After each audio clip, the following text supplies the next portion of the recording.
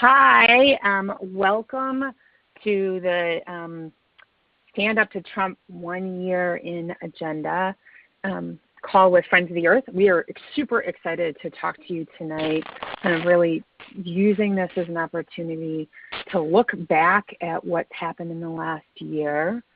Also talk a little bit about what we've all done together, and then also talk a little bit about what's at risk still and how do we continue to fight in 2018 and beyond. Most recently, many of you joined us for our December Day of Action to stop attacks on environmental protection, specifically by focusing on protecting the Environmental Protection Agency. So together, just to let you know, because we haven't had a chance to do a quick report back with you, together people were organizing rallies, petition events, honk and wave, letter deliveries, and even more outside of the local senators' offices. In total, 66,000 people signed petitions, made calls, and over 1,500 people planned in-person letter deliveries and events at Senate offices in 40 cities, all calling on senators to stand up and protect the Environmental Protection Agency from the proposed historic cuts that the administration was working to enact that would have just gutted environmental protection, which is still in play because the budget hasn't been figured out. Now, just to get a sense of who's on the phone, we wanted to do just a really quick straw poll. And the easiest way to get a sense of kind of where you're from and is to do it by time zone. So if you are from Pacific time, I want you to press 1 on your keypad. If you're from Mountain Time, I want you to press 2 on your keypad. If you're from Central Time, I want you to press 3 on your keypad. And if you're from Eastern, I want you to press 4 on your keypad. And if you're from other time zones like Alaska, Hawaii, and Puerto Rico, press 5 on your keypad. So again, 1 for Pacific time, 2 for Mountain Time, 3 for Central Time, 4 for Eastern Time, and 5 for other time zones. It's really great to see sort of the fact that we have all time zones represented on the call. Now to start off and have a really in-depth conversation about what's been happening and what does this moment mean, I'm actually going to turn over the call for a few minutes to the president of Friends of the Earth, Eric Pica. Eric? Great. Thank you, Liz. And good afternoon, good evening, everyone. Again, my name is Eric Pica, and I'm president of Friends of the Earth. And I want to say thank you first. Thank you to everybody who's on the call, who is willing to spend an hour of their evening to hear about what we've been doing, what you've been doing, and what's coming next. And I'm even more gratified that when Trump, and I'm not going to use the word president, when Trump was selected, Friends of the Earth we decided to make a pivot. We wanted to mobilize our membership, wanted to mobilize you to get out in the streets and take action.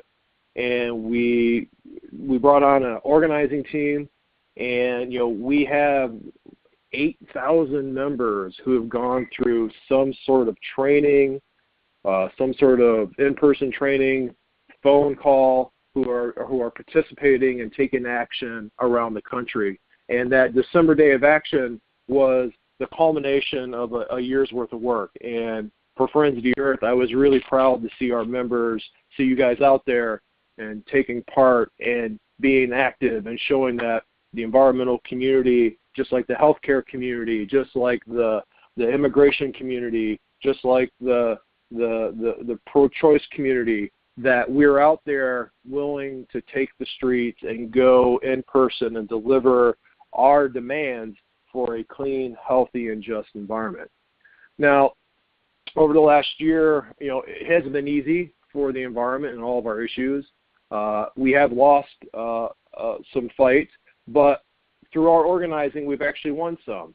One of the very first votes that occurred in the U.S. Senate was a vote to stop the regulation of methane.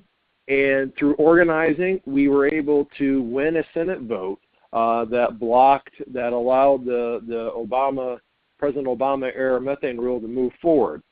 We've defeated in the Senate a really bad nominee, Sam Clovis, who many of you may know who was going to be the chief scientist for the United States Department of Agriculture.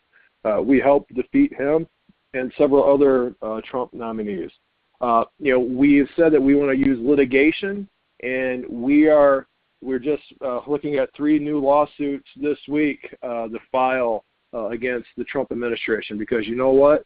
He may be the president, but he's not the emperor. And so he's got the rule of law that he has to abide by, and every rule that he's tried to attack, there has been some sort of litigation, and Friends of the Earth probably has been a part of a good portion of it. And so, it's these actions, and then finally, it's our members taking voice and getting out to the streets, whether it was the climate march last year, whether it was the Women's March, both in 2017 and the one that just happened, whether it was the March for Dreamers.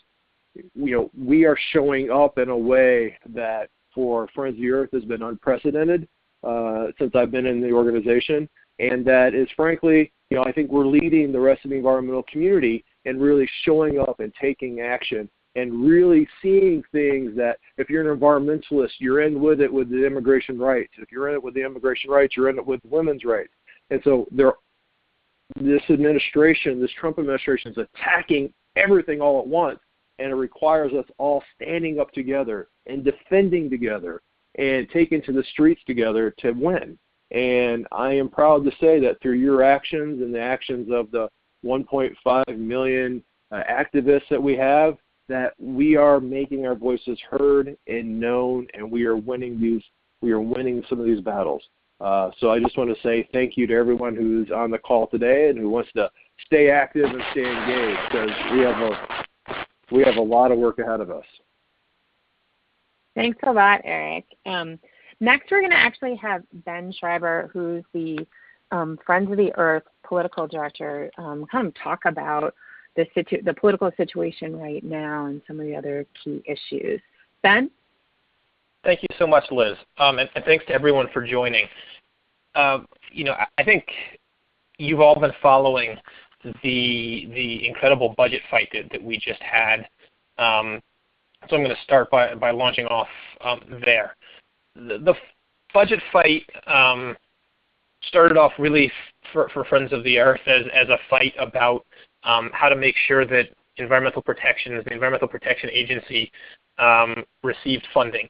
But it quickly got combined with a couple of crises of Donald Trump's making. And to start, we need to start with dreamers. And who are dreamers? Dreamers are people who were brought into this country, into the United States, as children, who have been here for most of their lives. In order to qualify to be a dreamer, you have to have graduated from high school, but many of them are doctors, PhDs, small business owners. By giving them status, we actually allowed them to come out of the shadow and participate in society without fear for the first time. Donald Trump created a dreamer's crisis by revoking DACA. And he basically told Congress to fix it in 6 months, or he's going to basically force them to be deported in mass or threaten that. So he created a crisis around dreamers. Similarly, the Republicans created a crisis around children's health, the CHIP program. What they did is they refused to authorize and appropriate money for children's health care. Instead, preferring to give a $1.5 trillion tax break to the wealthiest Americans and to corporations. So they prioritized that huge tax break and refused to fund children's health care programs. It was obviously a huge attack on Americans. This all came together in the budget bill. And the Republicans came into the budget negotiations, into the funding negotiations, demanding an unrealistic agreement. What they wanted was to fund programs for defense, more money for weapons, while at the same time hacking money for programs like children's health care, but also for EPA and other protections. So this was sort of the dynamic coming in, and the Democrats finally decided to take a stand for the Dreamers. Friends of the Earth entered into the struggle for the Dreamers, because it was the right thing to do. It was the moral thing to do.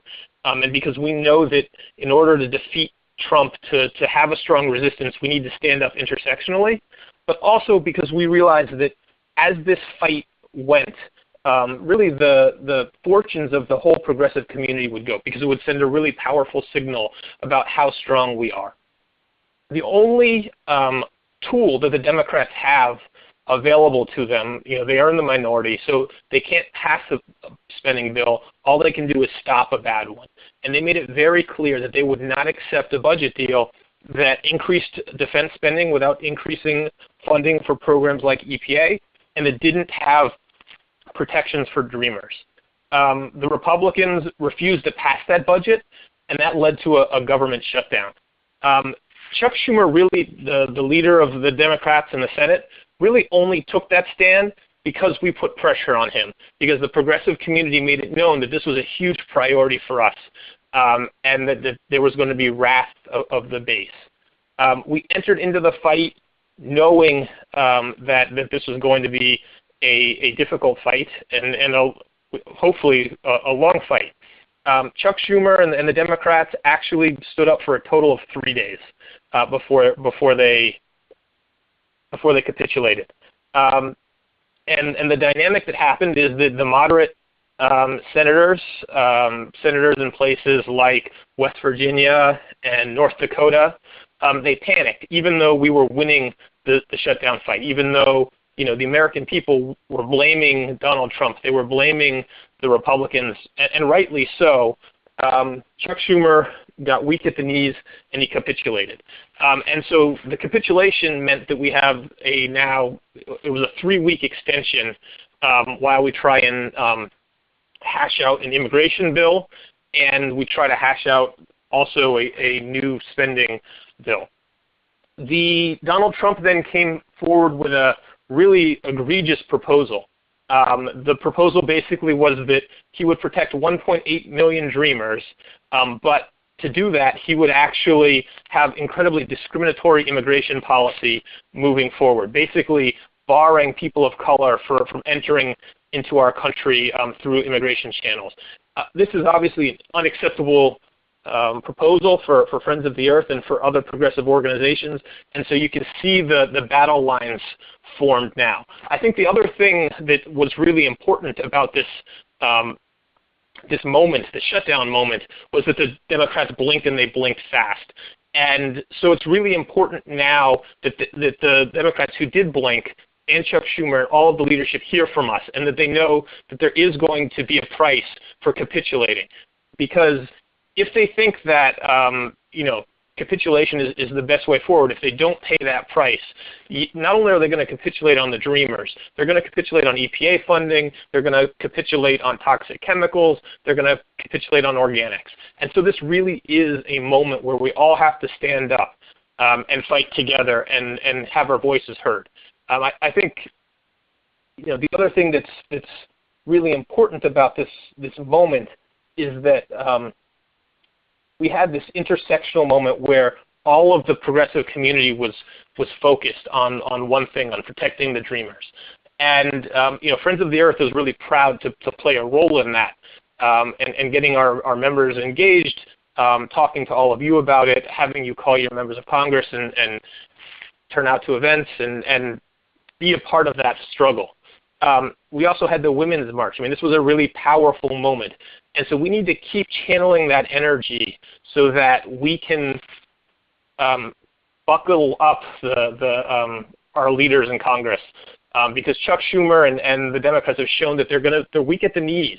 And it is only if they keep hearing from us for the next 18 months that we have any chance of fighting off the worst attacks. So that's why it's so important that you're all here with us now, and thank you for joining. Thanks a lot, Ben. Now, obviously, Ben's talking a lot about the intersectional moment and how many things are under threat. many of those things are also environmental. And one of the things that we've noticed is that there hasn't been as much attention as to how much under attack specific environmental issues are. So we wanted to actually take a little bit of time tonight and go into a set of them, talk a little bit about why we're concerned, how the attacks on these issues impact communities, and exactly what is currently under attack. Now, we're going to start off by first having a conversation around the fossil fuel industry and the things that they're doing to communities and what's under attack that's really designed as a check and balance on the oil and gas industry. Then we're going to talk about toxics, really focused on pesticides and organics. And then finally, we'll discuss the direct attacks on environmental protection. So the first person I'm going to turn it over to is Karen, who's going to talk specifically around what's happening on oil and gas. Karen? Yep, thank you. Thanks very much, Liz, and thanks to everybody who's on the call. It's very exciting to hear colleagues and to know that there's so many folks out there. I'm going to talk a little bit about what we're, as Liz said, about fossil fuel resistance, and what we're really talking about is climate change. And we know that climate change is much more than an environmental crisis. It threatens life as we know it in all sorts of ways. It has a disproportionate impact on communities of color, communities that are already impoverished, and at the planetary level, it will hit the poorest countries first and worst. So there's countries right now facing existential crises, countries in the Pacific like Tuvalu or Kiribati who literally might be underwater in a couple of decades because of what happens in countries like the United States. So to confront climate change and to create a more socially, economically, and environmentally just world, we have to build a deep, deep resistance to fossil fuels. We must keep fossil fuels in the ground. I'm sure a lot of you have heard a lot about keep it in the ground. We have to shutter existing coal plants. We have to show that those who are making rules and laws for our country and at every level, that there's nothing natural about so-called natural gas. We can't build any new fossil fuel infrastructure, no pipelines, no export terminals. We have to stop the financing of fossil fuels, so we go to Wall Street, to banks. And I think, as probably everybody on this call knows, we have a climate denier in the White House. Trump sees things very differently. He's sort of on his own planet. But those of us on the call, many people in this country and the rest of the world, we know that he's drastically out of step with reality. He's trying to reverse the modest gains to limit fossil fuels that were won under the Obama administration. And he's going leaps and bounds beyond just trying to undermine gains under Obama. He's actually trying to prop up and promote fossil fuels at home and overseas. And he's even actively working to undermine the renewable energy industry, not to mention our democracy, which is a whole other conversation. And Trump's next big attack is coming in the form of a so-called infrastructure plan. And details of Trump's grand plan have been leaked out. And they seem to contain what would be the most sweeping changes in decades to how the federal government approves and oversees infrastructure projects. This would gut bedrock environmental and clean water laws to make it easier for corporations to build pipelines and other fossil fuel infrastructure to carry oil and gas and coal. It would sell off public lands to the fossil fuel industry, and amazingly, or maybe not so shockingly, amazing but not shocking, Trump's infrastructure plan would also allow for natural gas pipelines to potentially cross through national parks. And really, to the shock of no one, this would be a bonanza for Wall Street and Trump's good friends. And if you're going to watch the State of the Union tomorrow night, you can expect that Trump will tout this plan and all the jobs that he's going to claim it's going to create. So just in the coming weeks and months, please look to Friends of the Earth to roll out a plan to fight back, to resist Trump and his fossil fuel addiction, to fight for communities and a country and a world where everyone is entitled to breathe clean air and drink clean water, and basically to a place where we can all live well. And I will leave it there. Thank you. Great. Thanks a lot, Karen. Now we're going to have Tiffany talk about toxic pesticides and organic. Tiffany? Cool. Thank you, Liz, and thanks for everybody that joined the call.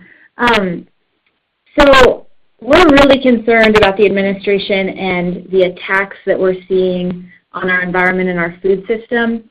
Already, there's millions of pounds of pesticides that are applied on our lawns, landscapes, and used in agriculture every year, and use is steadily increasing. And with this administration, we're concerned it could possibly grow even more. These chemicals are toxic for people, for animals, and the environment.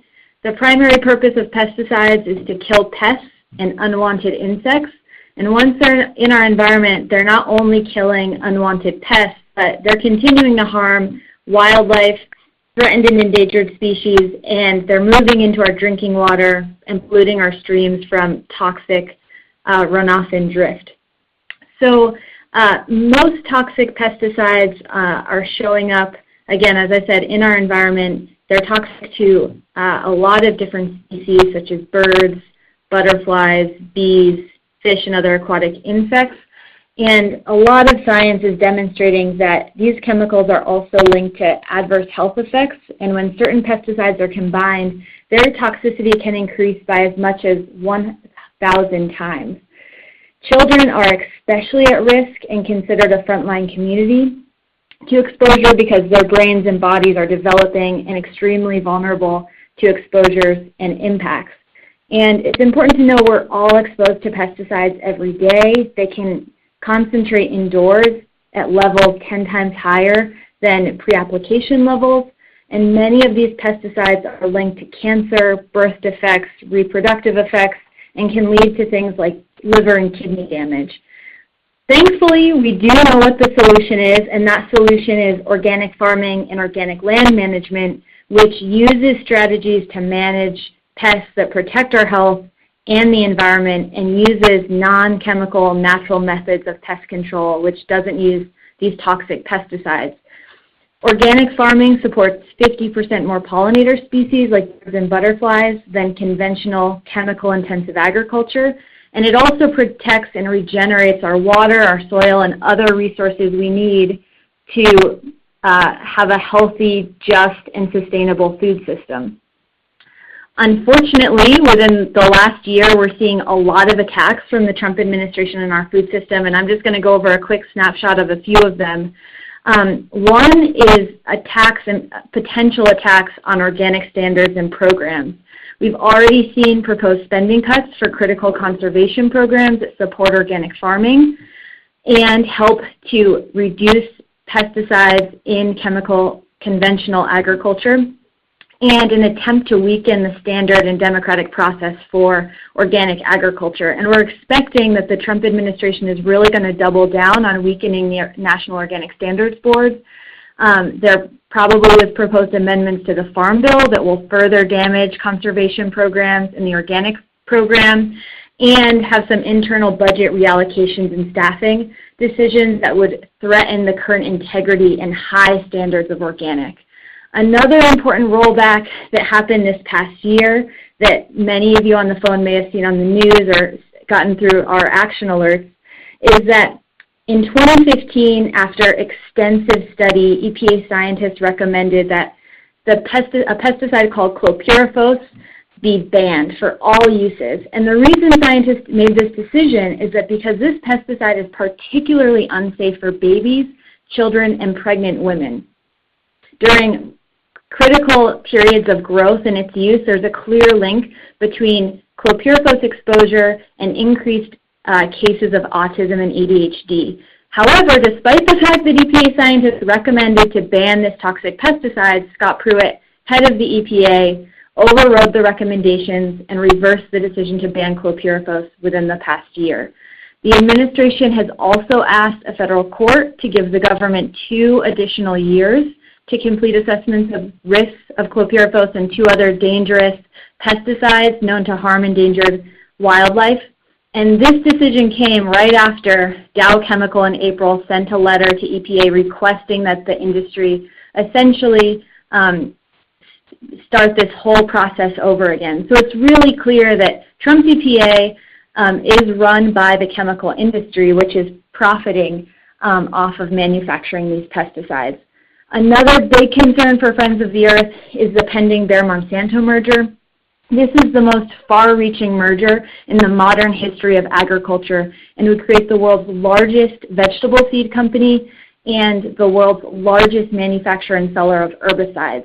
If this merger were to move forward, it would increase the company's monopoly on the industry and give farmers fewer and fewer choices, locking them into a system of chemical-intensive industrial scale agriculture. Our other big concern is that there's been reports that Trump met with the CEOs of Bayer and Monsanto who are seeking his approval for this merger. The companies came away from that meeting with the impression that the administration was looking favorably on the merger because they promised Trump jobs and investment. So it's really critical that all of us hold the administration's feet to the fire to ensure it is thoroughly reviewing the merger and doesn't rubber stamp the deal. And one last thing, there's just a number of horrible attacks that this administration has put forward, is that just this month the EPA indicated it's now reevaluating a 2015 rule that tightens safety standards for farm workers that are applying pesticides. So what this means is that the agency is going to possibly scrap a requirement that anyone working with pesticides in agriculture be at least 18 years old. So what this means is that the administration is essentially encouraging teenagers that are farm workers or minors that are working in the agricultural industry to be allowed to handle dangerous pesticides while they're on the job. So for all of these reasons, it's really critical that everybody on this call help get involved and work with us to take action and fight back in the coming year against the awful things we're seeing to our environment and food system by the Trump administration. Thanks a lot, Tiffany. Now we're going to shift into a discussion around the tax on environmental protections, specifically talking about sort of what are the broader issues going on with the Environmental Protection Agency, both the budget as well as broader issues. Lucas? Oh, thanks, Liz. Great to be here with everyone tonight. So I think that any conversation about our EPA at this moment needs to start with all of us recognizing that the agency has never been more under threat than it is right now. Not during the George W. Bush years, not during the Reagan years, not at any point since it was founded. It's an unprecedented threat, and frankly, it's an existential threat. And I think first and foremost, it's being threatened by the people that Trump has appointed to run it. Scott Pruitt, by all accounts, one of Trump's favorite people and definitely one of his most effective, wasn't really appointed to run the EPA in the sense that previous administrators were. He was appointed to tear it down. And I think following from that and definitely echoing what Tiffany was just alluding to, it's threatened by a deregulatory agenda that's also unprecedented in its history. There are appointees now who are pushing through a process of eliminating basically every regulatory rulemaking function that the EPA has. Fuel efficiency for cars, mercury pollution from power plants, obviously pesticides, as we were just learning a second ago. Pretty much anything that you can think of the EPA doing and having a responsibility for is under attack. And lastly, and this is what I think I want to burrow in on a little bit, it's threatened by Trump and congressional Republicans who are determined to use this moment and use the budget process to cut the EPA more deeply than it's ever been cut before. We're talking about austerity here that is so bad that basic functions for the agency, the things that it's supposed to do regardless who's in charge of the federal government, could never recover. Now, just to take a quick step back, some of these things, especially the regulations, are going to be played out in the courts probably over the span of years. On the other hand, the budget stuff, whether or not they're going to be able to cut the EPA as badly and as quickly as they want to, that could be resolved very soon, potentially over the next couple of weeks. And so as a result, we're at a kind of very dangerous decision point for the Environmental Protection Agency where it's like historically it's actually been on a starvation diet for a very long time. So what happens when you have the Republican Party in charge of one or more branches of government for a long time, basically what you get is the EPA not getting enough money to do its legally required jobs. And so as a result, starting in the mid-2000s, the agency's funding has either dropped or stagnated with a very, very few exceptions to that rule. So right now, Congress is struggling to come to an agreement on overall spending levels. This is a big picture question, basically, of how much money does the military get, how much money does everything else get, and they can't really come up with a number for a variety of reasons. But once they do, they're going to be able to write spending legislation that funds individual government agencies. And that's where they have a serious chance to hit the EPA with fairly brutal spending cuts. Right now, the agency is on course to have the lowest number of staff members it's had since the 1980s.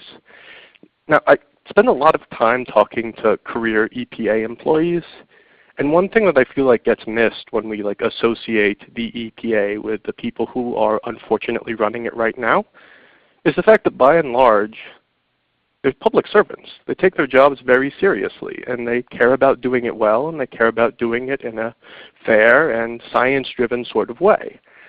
Right now, a lot of those people are in danger of abandoning the agency completely. And in a lot of respects, you can't really blame them. But that sort of underlines how important it is that we hold the line, that we don't allow them to shrink or defund or underfund the agency in a way that could permanently damage it.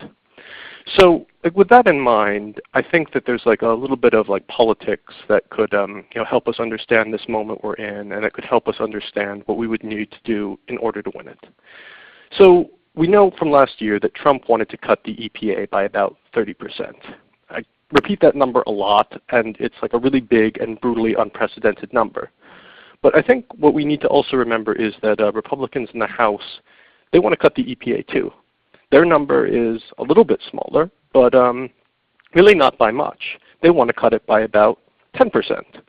So one thing that we need to be very clear about is that better than Trump just isn't good enough right now. And if we allow ourselves to let the future of the EPA be determined by a kind of lesser of two evils politics, we're going to lose. And I think that because this is such a dangerous situation, I'm going to stop trying to spout numbers at you guys for a little minute here and just take something that we should all be fairly familiar with, something like the Superfund program. I'm sure if I could unmute you all, you would all be able to tell me about the Superfund projects, Superfund sites that are fairly near to where you are. That program's under attack right now. Trump wanted to cut it by about 30% in his budget, and House Republicans wanted to cut it by about 10%. So if these cuts were to go through, basic functions associated with the program, cleaning up after messes, holding polluters accountable and trying to get money out of them for cleanup actions, making sure that after a cleanup action was underway, the person who made the mess stayed responsible, continued to monitor the site. Basic work that is where the rubber meets the road of environmental policy. Cutting that by tens of millions of dollars has implications for how effective the program can be. It's not going to work the way it has been working for the past 20 years if cuts of this magnitude go through. So with that in mind, I think that the thing that we need to keep in mind is that, as Ben said, we are in fact in the minority. But that doesn't mean it's helpless right now. We can still win at this juncture. And the thing that we need to keep in mind based on the shutdown fight that we just had is that we need to be louder, we need to be more effective, and we need to mobilize. We need to make sure that as we make this case in the end run, that there are a handful of senators who probably know what the right thing is to do and who could hold the line on the EPA and who, through the filibuster, can protect the agency, but who really need to make sure that if they get weak in the knees, we're there to make sure they don't fall. And I think that that's more than anything else right now, that is what a winning strategy looks like to keep these EPA cuts from going through. It's holding the line in the Senate and making sure that the minority under Chuck Schumer doesn't sell us out the way that they did last week on DACA. And I think that's it for me. Great. Thanks a lot, Lucas. Now I'm going to turn it over to Britton, who's going to run a process to get your questions from folks. Britton? Great. Thanks very much, and thanks everyone for that great information. That was a lot. So if you have any questions, you can go ahead and press 1 on your keypad if you're calling in on the phone. But if you're on your computer, which there are several of you that are, you can use the chat box at the bottom and type any questions that you have. And we're going to take a few questions at a time and kind of bundle them, and then I'll field them to whoever the question should be directed to. So if you have any questions right now, go ahead and press 1 on your keypad, and I'll unmute you. You can ask your question, and then we'll move on to the next question and get them all out at once. All right.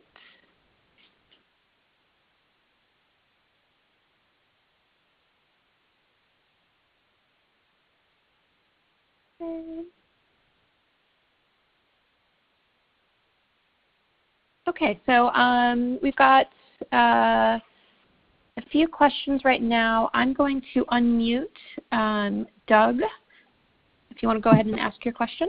Yeah, I'm trying to do this on my computer, and I don't have any idea if you can hear me or not. But my question are, will you be providing us with a list of those key senators? My second part of that is that I'm from Colorado, and Senator Bennett, who I support in the main, folded along with Schumer in terms of reopening the government recently. Give me some tips on what the best possible way to steel up his backbone might be for us out here in Colorado who are fighting for the environment of the world. Great. Thanks, Doug.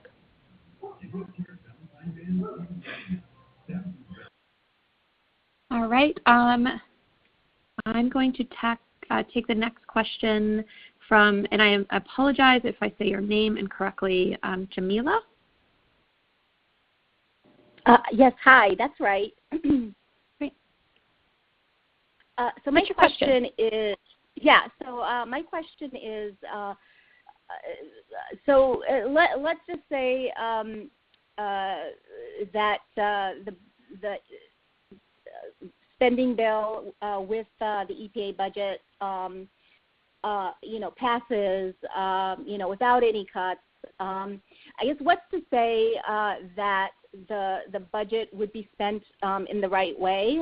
Because from what I have been following is that essentially what's happening is they're rewriting basically the rules and what the EPA is supposed to be doing.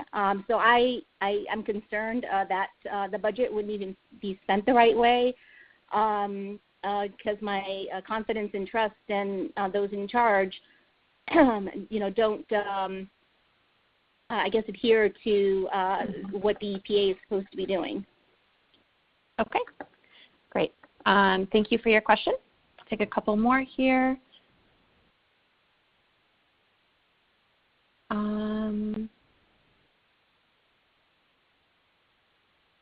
Jackie, do you have a question? Oh my gosh. Well, kind of a fun process. Yeah. Oh, I think that was a mistake. All right, I'm going to move on to the next person. Jill Adler, what's your question?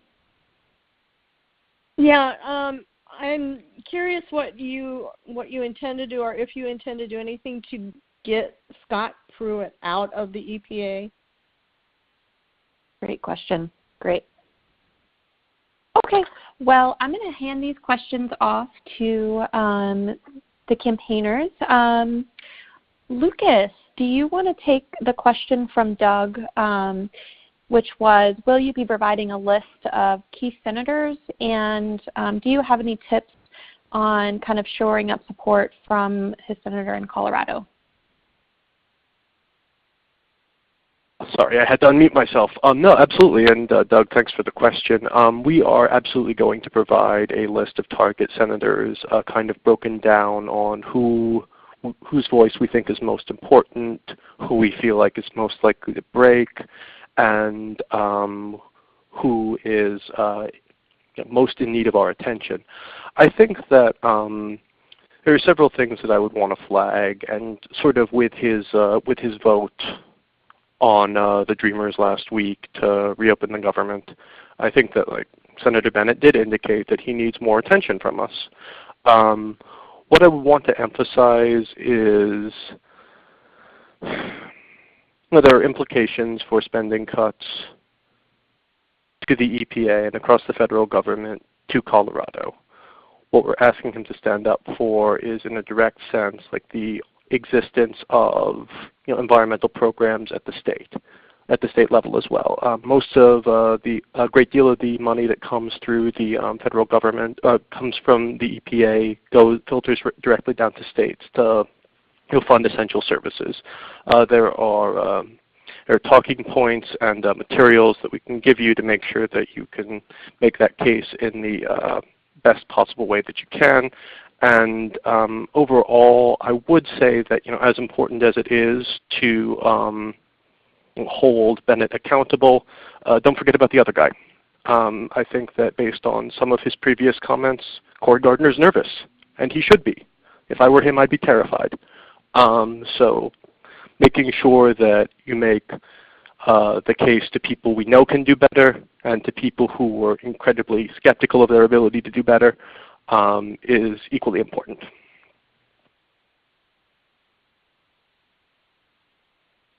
Great. Thanks, Lucas.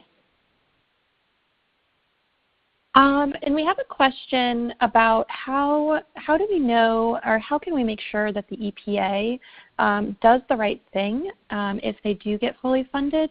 And I would like to pass that question on to Eric, if you're able to, if you have any comments on that.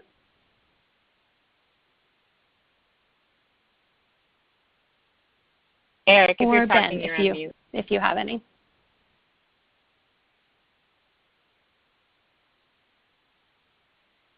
How about Ben? Hold do you on. have any? I know why. Wait. I got Eric. His mic was messed up. Eric. Sorry. Yeah, I'm here. Okay. I'm here. Do you want to answer that question about the EPA funding and how do we make sure it's actually spent the way it's supposed to? Yeah. So I think the first question is we make sure that the money's going into EPA, and then EPA has statutory. They have to do certain things statutorily, and so then it requires activists from around the country, Friends of the Earth, to then watchdog EPA and make sure that if they're enforcing the Clean Water Act violation, that they're doing it. And at the end of the day, we may have to end up litigating and putting EPA underneath various court orders to make sure that they're obeying the law and that they're enforcing the law. And so I would much rather be in a situation where we are watchdogging the EPA when it has a full amount of money versus struggling to get the resources to pay the staff and then doing the watchdogging. So, I think as activists, our capacity to keep EPA accountable is all about utilizing the Clean Water Act and the Clean Water Act and the Safe Drinking Water Act, and those citizen suit provisions and, the ability of groups to get standing to sue to make sure that they're using those funds appropriately. And then finally, I think that, we are all hoping for a wave election in 2018 where Democrats or pro-environmental majority is elected, and there will be then a lot of accountability potentially a lot of accountability coming from Congress. And so that is the other part of this kind of the feedback loop that we hope to create. Great. Thanks so much, Eric. We have one last question. Unfortunately, we don't have time to get to all of your great questions. We do have some questions that were posted in the chat, and we definitely promise to send you a response to those questions that you posed. But I want to have Ben speak really quickly just really quickly about the question of what can we do to get Scott Pruitt out of the EPA. If you have anything to add to Eric's comments. If not, we will move on to the next section.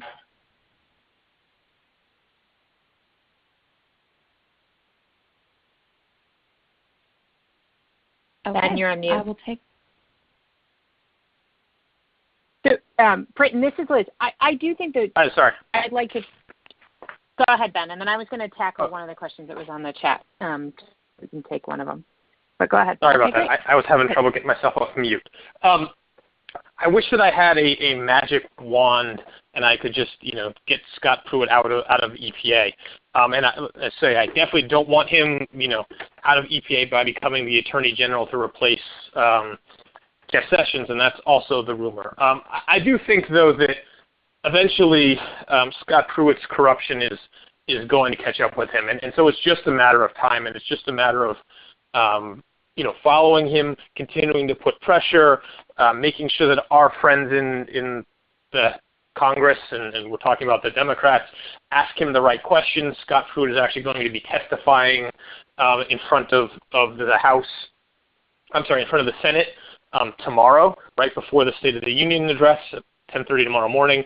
And we've been working with members of the Senate to start asking about some of the sketchy things that Scott Pruitt has done. You might not have read about it because it was in a pretty local paper, but Scott Pruitt is actually has his personal banker, who actually has been barred from life from banking as the head of the Superfund program, and he gave a really questionable loan to Scott Pruitt when they were both in Oklahoma back in the day. And so, I think he is such a dirty dealer that eventually these things are going to catch up to him. But it's going to take lots of research, lots of digging into the financial connections, and then it's going to take pressure on our members of Congress, because it will be a political decision at the end of the day to force these people out. And so it's going to be, I think, too long a process, but it's something that we do have hope for. Thanks, Ben. And so I wanted to take quickly the two different questions that have come up on the chat. One from Troy, which is pointing out that our political system has been very broken, and asking about Friends of the Earth relationship to direct action. So, Troy, the answer is that's part of the reason that we're trying to mobilize people into the streets and make sure that in this moment when we're seeing a lot of environmental attacks, that we're also seeing people really stand up on these issues. So Friends of the Earth has a long history of standing up to corporations and to the government and really calling for accountability, and we're going to continue to do that in varying ways in different communities in this moment. So we're excited that you asked about that, and that's part of the reason we all have you on the phone tonight and are looking for ways to be moving forward. So it isn't just let's make a phone call. It's also making a phone call super important, but we also need to be out standing in front of congressional offices, calling on them to do things. We applaud when our allies and friends even go further and take over congressional offices or stand in front of corporate polluters. And then the second question I wanted to take is Sharon asked a question about the myriad of people who identify as Republicans and conservatives who maybe voted for Trump, but who really care about these issues. And what I would say is that, especially for Friends of the Earth, the core thing is do they care about these issues and do they want to see them addressed? And so we're trying to work with as many of those folks talking about toxics in food and talking about fossil fuels and how it's actually hurting communities, things like fracking in Pennsylvania, things like offshore oil drilling a lot of people care immensely about, and making sure that their voices are getting heard with the decision makers that represent them. So I think that from a Friends of the Earth standpoint, our main concern is making sure that people are standing up on core issues, and that's including doing accountability on Democrats and Republicans alike when they actually don't do that. Great. So now we are going to shift, Britton, you're going to shift us over to Brianna, right? Is that right? Yep. We're going to shift over to Brianna and kind of talk about what's next for 2018. Great. So now we're going to talk about how we fought back despite everything that has happened that we've heard about so far on this call, people are engaging at all levels and from all walks of life to stand up against these attacks. And so now, let's take a step back. It's important to name the moments and actions and events that have made our movement stronger.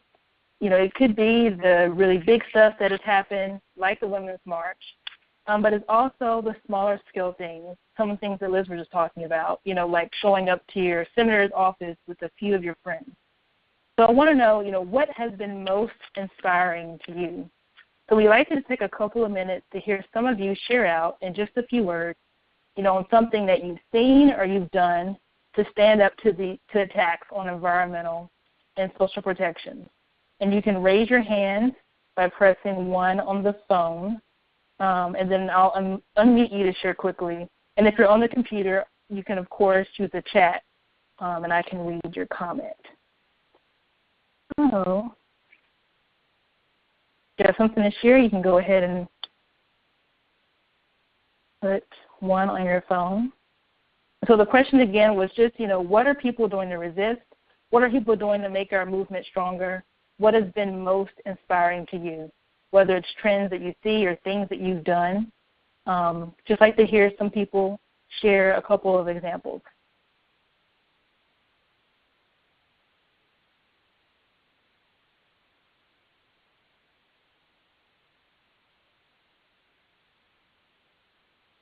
Let's see. Okay. Jamila, I'll unmute you. Yeah, go ahead. Yes, I think one of the things that I've seen that I'm actually enjoying very much, Scott Pruitt was known to, file a number of lawsuits against the EPA. So I'm enjoying the fact that it's being turned around on him and that several environmental organizations are now, filing lawsuits against, his leadership of the EPA.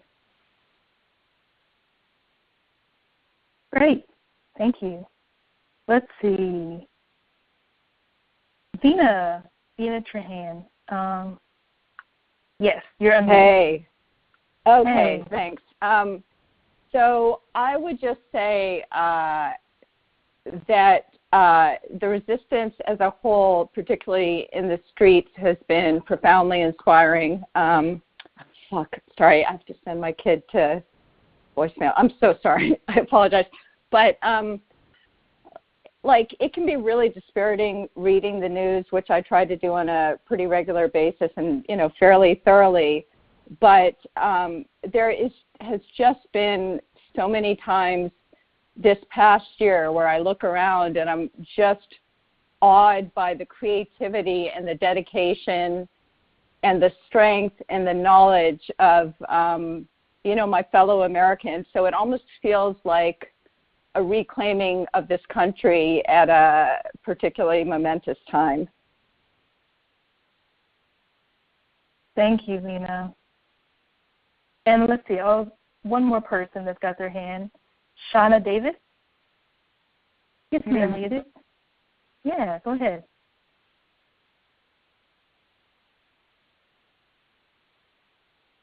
You can talk. Hello? Okay. We must have lost her. Well, let's see. That was great. Thank you all, just so much for sharing really quickly. I'm going to go ahead and turn things over to Liz to talk about taking action. Oh, yeah. Oh, before we go, Victoria just put that it seems like the best results have come from calling our congressmen and senators and state legislators constantly, and that seems to be working better than emailing. I think that that's totally true, that we're seeing a ton of people kind of stand up in this moment and just kind of not let go and just make sure that everyone is hearing from them all the time, and that really does seem to be making a difference. So we're going to take a really quick talking about how these things that are working We've seen what's worked, and we know we need more in this moment. We've seen making a ton of calls, like Victoria just pointed out, to your senator, going to your Senate office and dropping off a letter, engaging on social media, hosting a house party, doing all of the above. So now we want to actually quickly ask you again to kind of see what you're interested in doing in this year moving forward. So I'm going to ask you to press 1 if you are interested in generating phone calls to your senator. Press 2 if you can go to your Senate office and drop off a letter. Press 3 if you can engage on social media. Press 4 if you can host a house party. And then if you're interested in doing all of the above, I want you to press 5. So again, if you're mainly interested in generating phone calls to your senator, press 1. If you're interested in going to the Senate office and dropping off a letter, press 2. If you can engage on social media, press 3. If you can host a house party, press 4. And if you can do all of the above, press 5.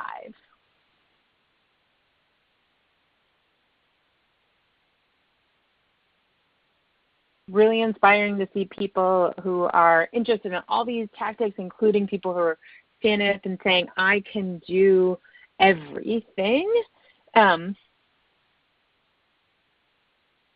Great.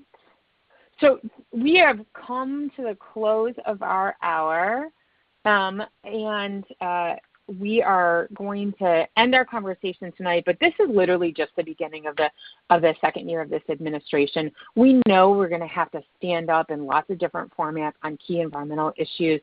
So please keep your eye out for follow-up materials from us specifically on this call. And then we're also going to be reaching out to all of you to really get you engaged. We know that what has worked in the last year has been people really standing up and saying, no, it's not okay. You're not going to get away with this. So we look forward to continuing this fight in this new year with you, and we look forward to talking and working with you soon.